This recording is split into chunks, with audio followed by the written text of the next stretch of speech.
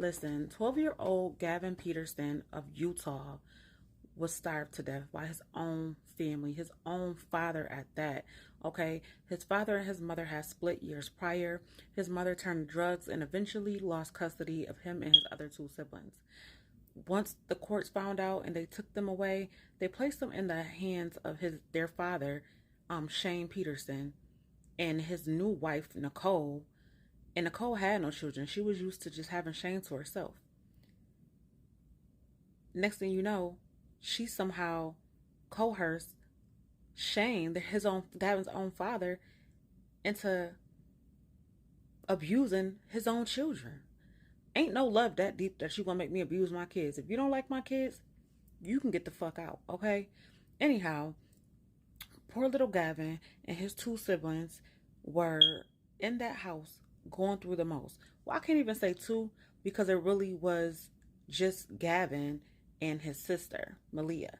Now, the older brother, who was autistic, was easy to manipulate, okay? It was saying that Nicole manipulated him and gave him whatever he wanted so that he partaked in abusing Gavin and Malia, okay?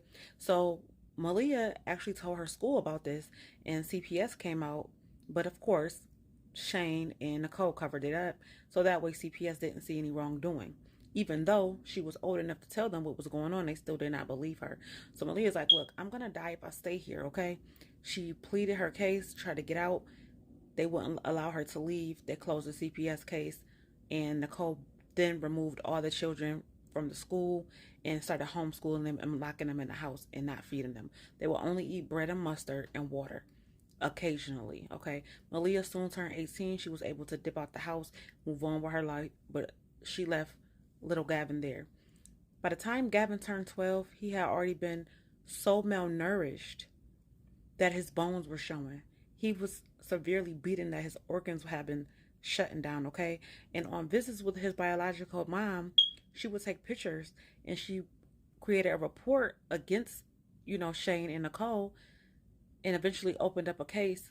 But somehow, because she had already had him taken in the past, the court system already had bad knowledge of her and they did not believe her and they cut off her visitation rights to Gavin. That put him back in the hands of only Nicole and his dad, Shane. The abuse